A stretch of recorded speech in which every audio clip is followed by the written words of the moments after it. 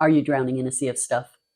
Maybe you dream of living abroad, but you can't think of how to comfortably part with your mementos or your possessions. Maybe you're already living abroad and you feel like you're weighed down by the things you brought along.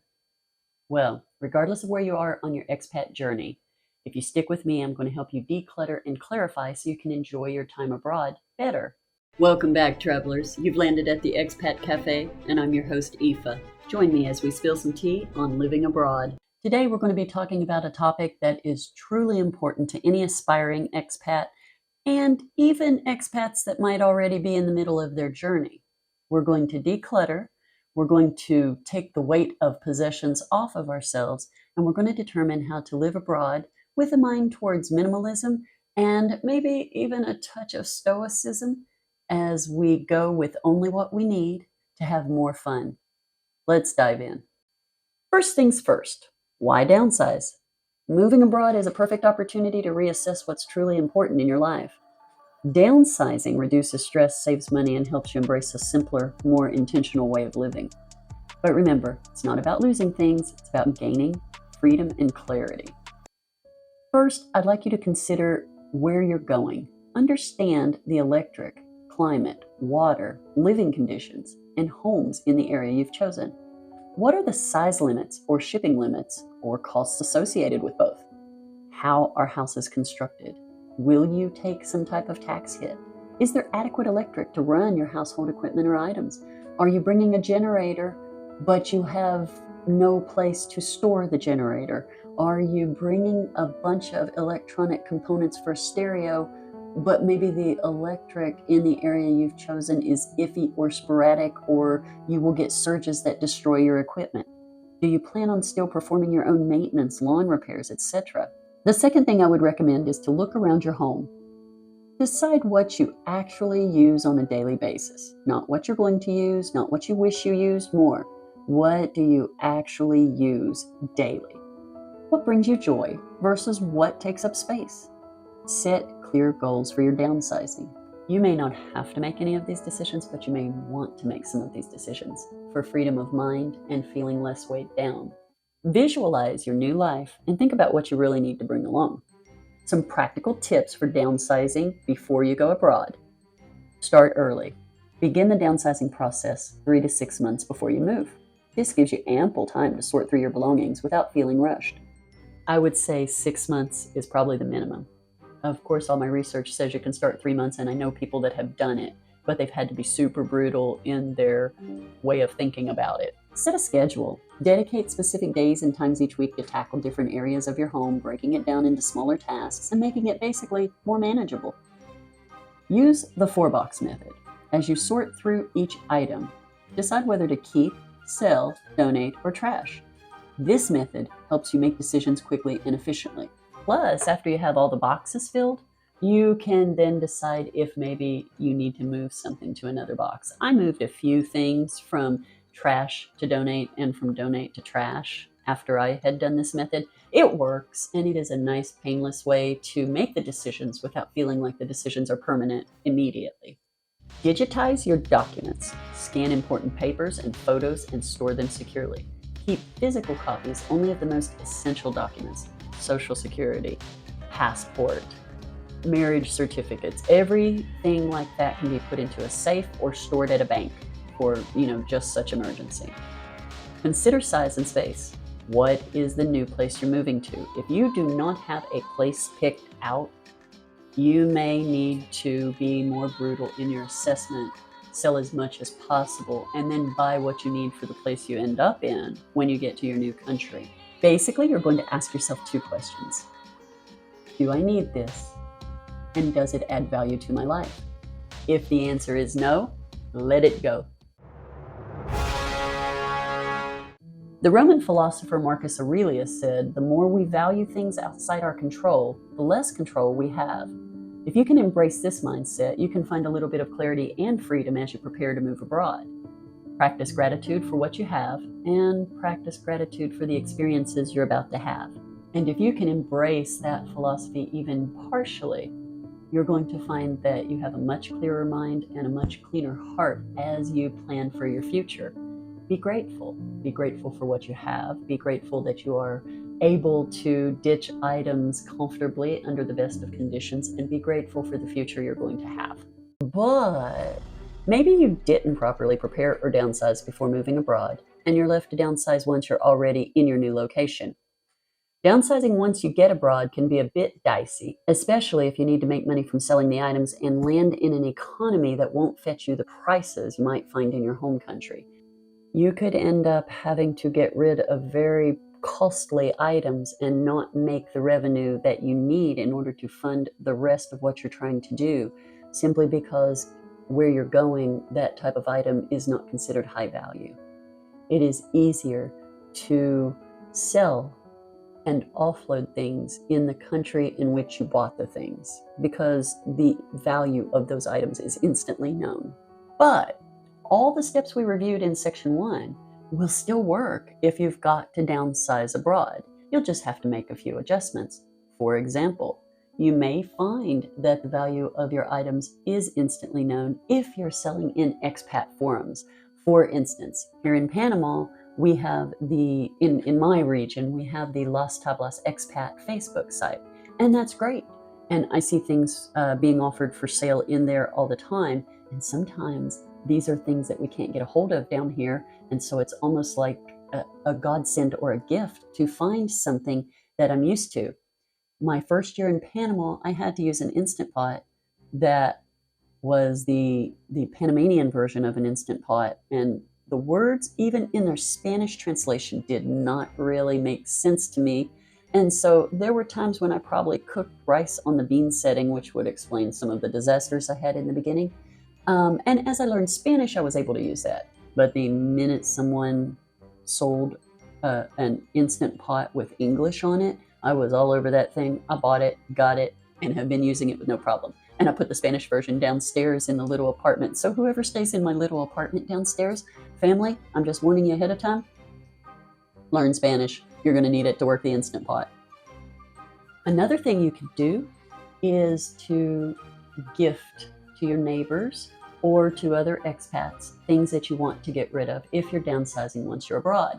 So you're still going to be following the 5 steps we talked about in section 1, but you're going to have to be a little creative. The only thing I would recommend is understand the concept of gifting in the culture in which you've landed in. What do I mean by that? Sometimes certain cultures, and this is worldwide, and it's certainly not 100%, but certain cultures view gift giving as very intimate. Certain cultures view gift giving as putting an obligation on someone else. So make sure that you understand how gifting is viewed in the country you've landed. But there may be some cultures that you're living in where it carries a little bit more of either a pejorative or a romantic or an obligatory connotation. And so you really want to make sure that you just understand it. And the way you do that is by talking to other expats that have lived there for a while, or doing research in on it. The internet's a fantastic resource, and there is probably a YouTube video by someone living in the country you've chosen, and it probably covers that. I have found that there's a YouTube video for everything. But once you've downsized, whether you did it before or after arriving in your new location, you've got to work to maintain that type of streamlined life. And that does take work. I know, because I'm going to be spending the next 12 months decluttering after 3 years of basically rebuilding an off-grid house that we worked so hard to get rid of. It's a never-ending saga. My husband and I can be collectors of certain things, especially tools and things like that. But the trick to staying streamlined is 2 simple steps. Make sure that when you buy anything, you are choosing quality over quantity. Make sure when you buy it, it lasts. Make sure if you buy it, you really need it. Quality over quantity. And when you say quality, you're not just talking what the item's made of or how it's made, you're talking need. So quality of need over quantity of items. And find things that are dual purpose. What do I mean by that? The Instant Pot is a fantastic piece of equipment that if you have the electric to run it, takes the place of a crock pot, a steamer, a pressure cooker, a saute pan. Literally, the Instant Pot can replace most of your kitchen under certain conditions. as long as you're not a gourmet chef and you don't need special types of cooking apparatus. But it is dual purpose, which means that one piece of equipment can be a space saver in a small space. Quality of need over quantity, and making sure you're buying things dual purpose whenever necessary. Not only do these two steps keep your house clutter free, but they free you up. And they're kind of ongoing routine maintenance for minimalizing things. So some practical tips for maintaining minimalism once you've gone through the initial pain of downsizing would be setting clear boundaries. Define what minimalism means to you in your new context, in your new home. This can vary depending on your lifestyle and the size of your living space. Regular decluttering. Schedule periodic decluttering sessions, like I'm going to do over the next 12 months because I have totally gotten away from my minimalistic tendencies in the last year. Even after your initial downsizing, it's important to regularly assess your belongings and remove what no longer serves a purpose. Mindful shopping. Avoid impulse buys and buy only practical items that you need. Before purchasing anything, ask yourself honestly, is this necessary and will it add value to my life? I will tell you that I do this regularly. This is a step.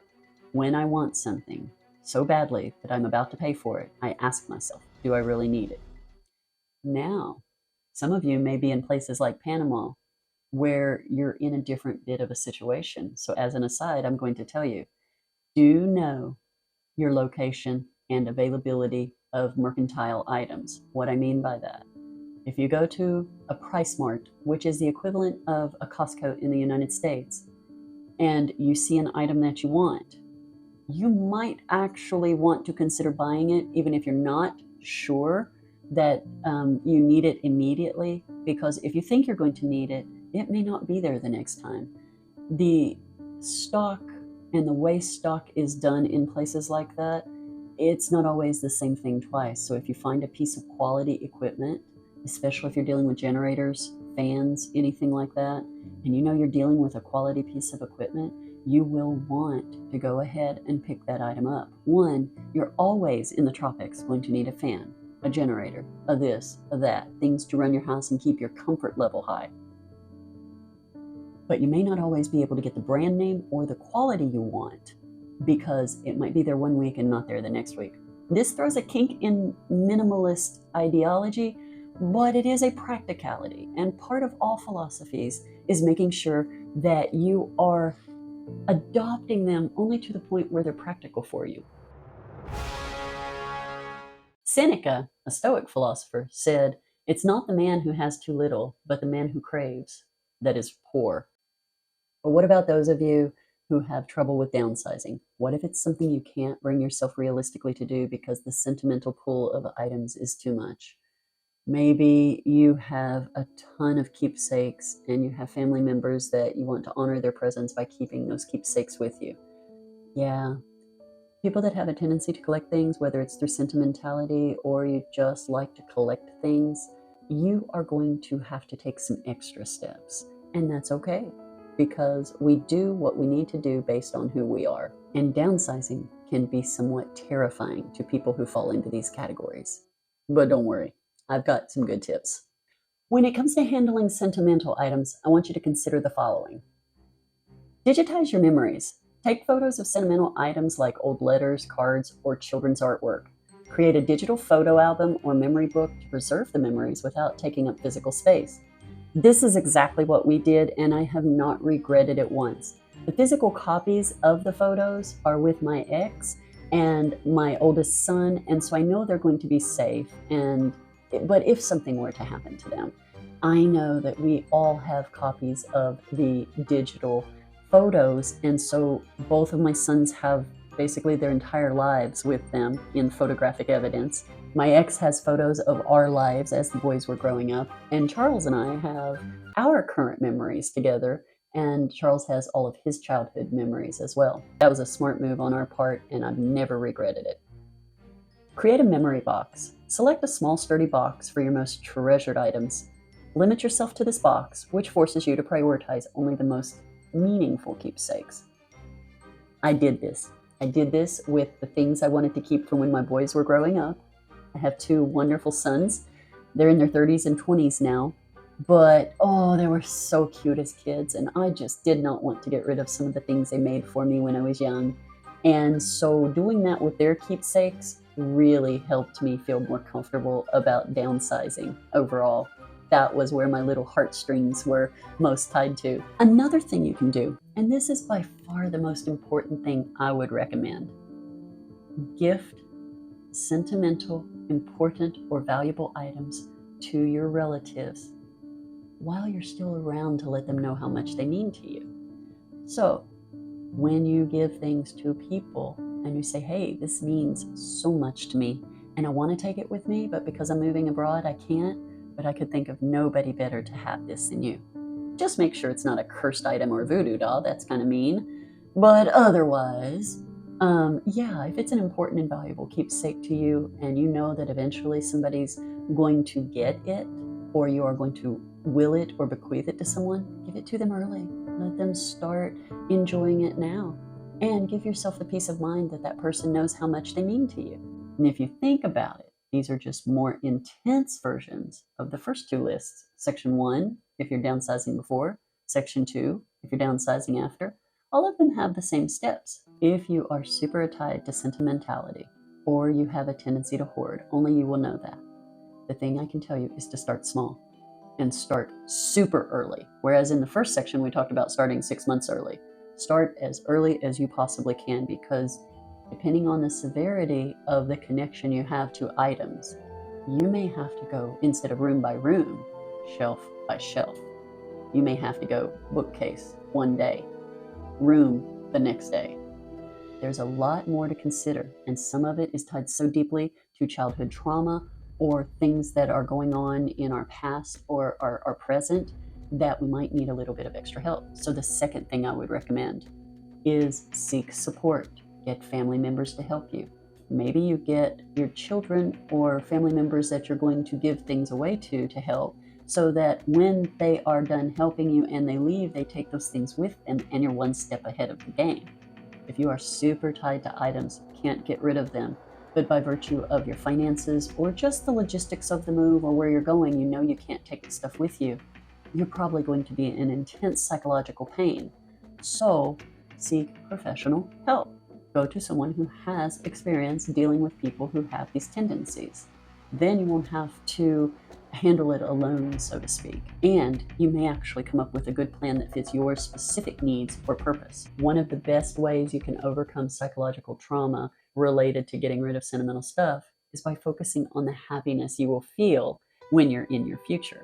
In other words, dreaming and planning for what's to come can sometimes help buffer the pain we feel when we're having to make hard decisions now. Moving abroad is one of the most exciting things you're going to do. Becoming an expat, strongly recommend it, even if it's just for a little while. It is an exhilarating experience. There's no other way to say it. It has ups and downs. It is like life, but it's exhilarating. Downsizing is a critical aspect of preparing for life abroad, because in many cases, it not only frees your mind and your worries, but it frees up your pocketbook. You're not spending as much to ship, you're not spending as much to store, you're not spending as much on extra insurance, you're not spending as much if things get stolen to replace. And looking at everything with an eye towards, how can I condense? How can I get multi-purposes out of certain items? How can I make things last longer? How can I care for things? That's always good, and that's just good for the environment, and quite frankly, it's just good for life in general. And if anything helps, just remember, don't think of it as what you're losing. Think of it what you're getting out of it, what you're gaining. Freedom, clarity, and a fresh start in a new location. Until we next spill tea, keep your coffee strong, but your expat game stronger.